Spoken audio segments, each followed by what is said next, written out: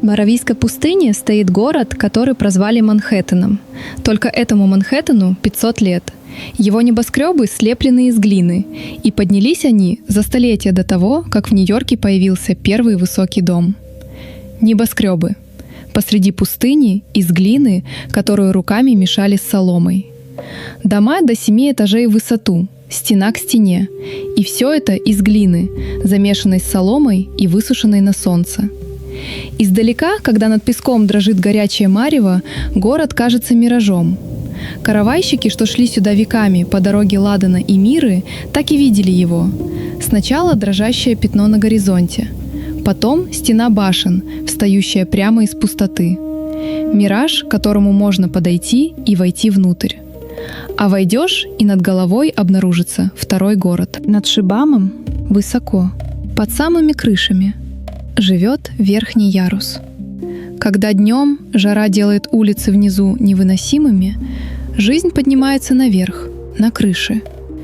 Там сушат белье и раскладывают фрукты. Вечерами сюда выходят ловить ветер из долины. Женщины перекрикиваются с соседкой через узкую щель между башнями. А местами крыши подходят друг к другу так близко, что из дома в дом можно перешагнуть по воздуху, не спускаясь на землю. Целый ярус жизни, подвешенный над пустыней. Улицы внизу узкие, тесные, местами двоим не разойтись. И это тоже расчет. Башни жмутся друг к другу так плотно, что почти весь день бросают тень, и раскаленное солнце не достает до земли. Внизу прохладно и сумрачно даже в полдень, а наверху, на крышах, гуляет ветер. Один и тот же дом дает и тень внизу, и сквозняк вверху. Люди научились управлять жарой одной только формой города, без единого механизма. А переходы по крышам — это не просто удобство.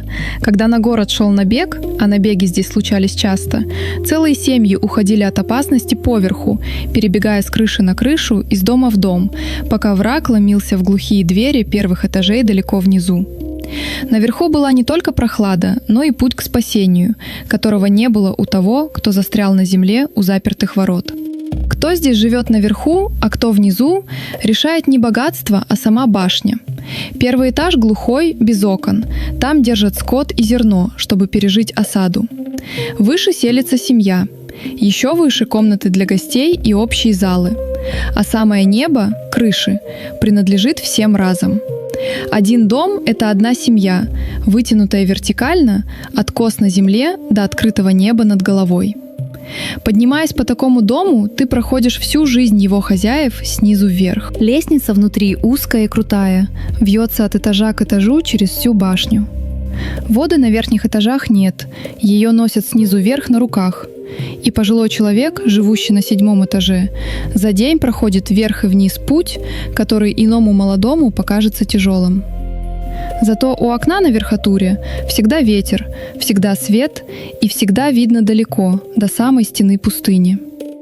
Внизу безопасность и прохлада, вверху воздух и вид. Каждая семья владеет обоими мирами сразу, потому что живет не на этаже, а сразу на всех этажах своей башни.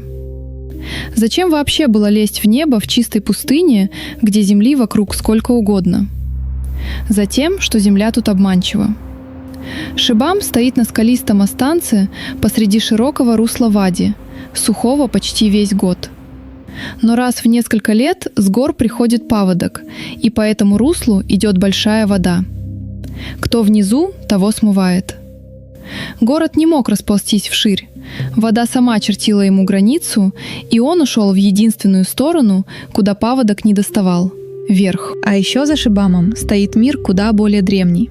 До него главным центром этих земель была Шабва, столица царства Хадрамаут, что богатела на торговле благовониями. Она лежала западнее, в той же долине, и погибла около 300 года. Когда Шабва пришла в упадок, Шибам принял ее роль, ее торговлю и ее дорогу. Греческие и римские авторы писали о богатствах этого края задолго до того, как поднялись нынешние глиняные башни. Так что за молодыми стенами города стоит память о столице, что была здесь за 1000 с лишним лет до них. Богатство сюда приносила одна вещь, ради которой в древности снаряжали целые караваны – ладан. Смола, которую жгли в храмах от Египта до Рима, росла на юге Аравии, и путь ее шел как раз через эти края. По дороге ладана тянулись верблюжьи караваны, груженные смолой и мирой, и каждый, кто держал такой путь под контролем, богател. Шибам сидел на этой дороге, как узел на нити. Отсюда и деньги на башни, и стены вокруг них, и вечная опасность набега. Там, где идет дорога товар, всегда есть охотники его отнять. Один потоп этот город создал, другой едва не убил. В 1532 году с гор пришла вода такой силы, что подмыла основание башен, и половина города рухнула. Шибам отстроили заново, поверх обломков, тем же способом, вверх. Почти все, что стоит сегодня, поднялось после того потопа. Город, который дважды рождался из своей же гибели. Эти башни из грязи стоят 500 лет. В климате, где редкий, но злой дождь, по всем правилам должен растворять глину за пару сезонов. Так почему они еще не размылись? Их держат руками. Каждые несколько лет весь город заново обмазывают свежим слоем глины, снизу доверху. Люди лезут по стенам с ведрами жидкой глины и размазывают ее, как масло по хлебу, закрывая все, что подъели ветер и вода. Работа грязная, тяжелая и вечная, конца ей нет. Небоскреб, который надо мазать заново, иначе он смоется. Стоит городу опустеть на несколько лет, и он начнет таять, оседать, возвращаться в ту землю, из которой его подняли. Товары этой дороги, ладан и мира, уходили к рынкам Средиземноморья, к морю, куда стекались корабли и грузы со всего известного мира.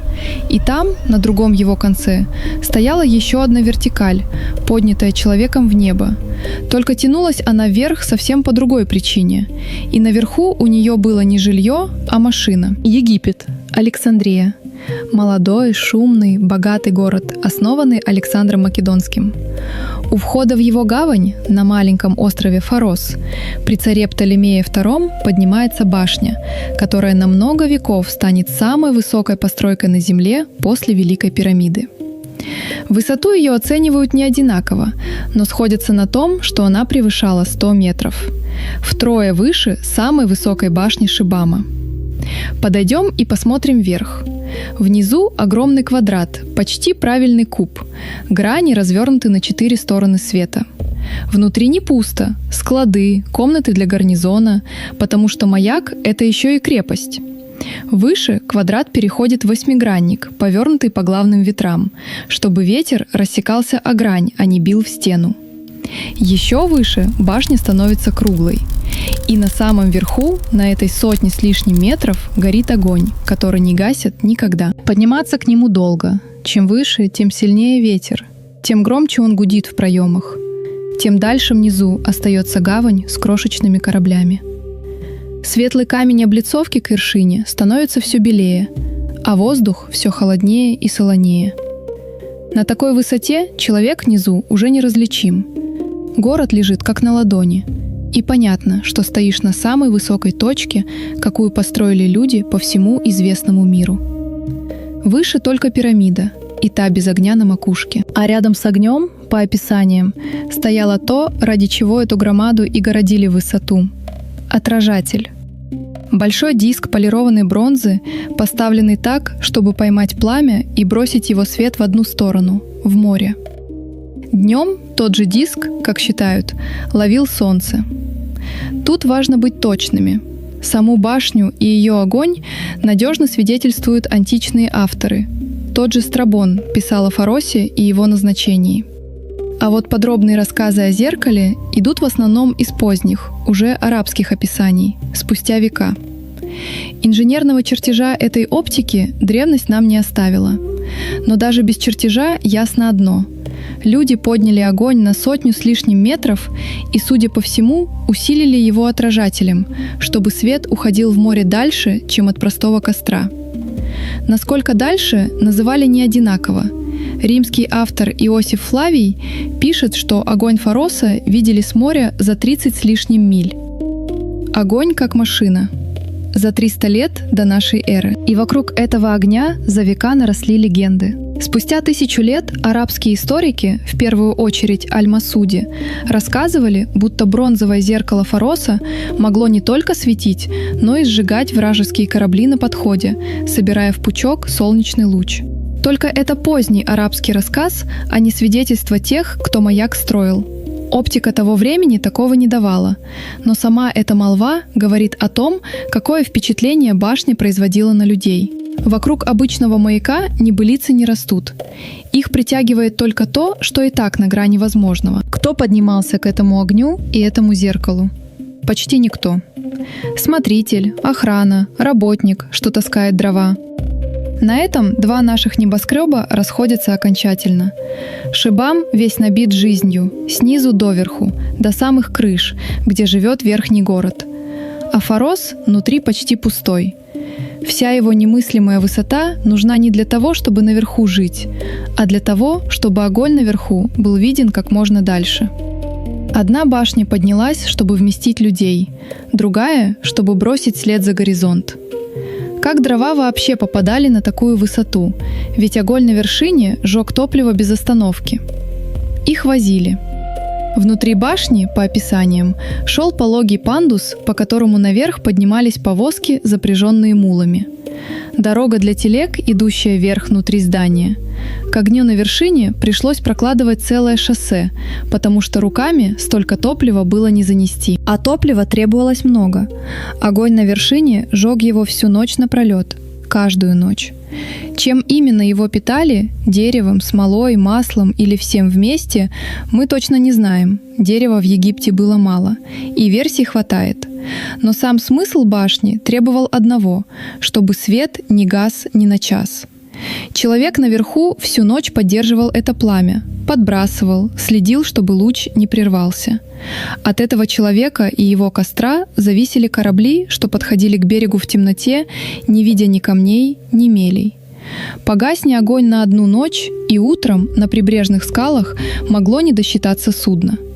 Один сторож наверху держал в руках безопасность всей гавани. Фарос простоял больше 1500 лет и осветил дорогу бесчисленным кораблям. Его свалили не люди, а земля. Череда землетрясений обрушила башню за несколько веков, кусок за куском.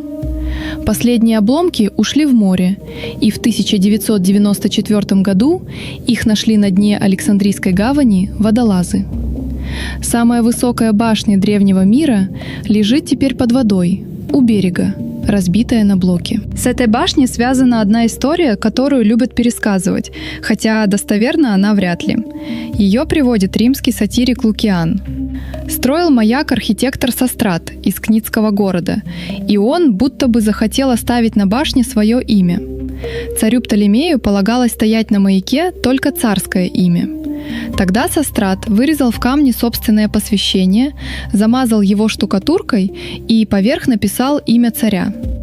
Он рассчитывал на простую вещь. Штукатурка со временем осыплется, царское имя облетит вместе с ней, а его собственное, вырезанное в камне, проступит и останется. По рассказу так и вышло. Ранние авторы, Страбон и Плиний, эту хитрость не упоминают. У них царь просто разрешил подпись, так что байка, скорее всего, поздняя. Но она хороша тем, что архитектор в ней ставит на камень против времени и, кажется, выигрывает. Правда, выиграл он ненадолго. В итоге под воду ушло и царское имя, и его собственное, и весь маяк. Один и тот же древний позыв – подняться выше окружающего мира – толкнул этих людей в разные стороны. Глиняный город в Аравийской пустыне полез вверх, спасаясь от воды и врагов, и вырастил над собой воздушный ярус на крышах. А башня в Египте потянулась в небо ради огня, который должны были увидеть далеко в море. Странно, что обе вообще получились. Глина по всем расчетам не держит 7 этажей. Огонь, который бьет за горизонт, трудно вообразить за 300 лет до нашей эры. А они стояли и работали, обе. И вышло не так, как можно было ждать. Камень лег на дно, а глина устояла. Фарос строили из белого камня на века, как чудо света, и его знал весь древний мир. Шибам лепили из глины для себя, и о нем почти никто за пределами Аравии не слышал. Но держались они на разном. Фарос жил, пока жила богатая Александрия. Она платила за огонь, за топливо, за починку после каждого подземного толчка. Когда город обеднел, а землетрясения пошли одно за другим, чинить перестали, и башня осела в море кусок за куском. А Шибам держится не казной и не властью. Его стены каждые несколько лет обмазывают заново, руками, свежей глиной, снизу доверху, просто потому, что в нем продолжают жить. Богатство и слава ушли вместе с империей. Привычка мазать стены осталась. И потому по крышам Шибама все еще ходят из дома в дом, как 500 лет назад, а над затонувшими блоками Фароса ходят только рыбы, там, где прежде бил огонь, видный далеко в море.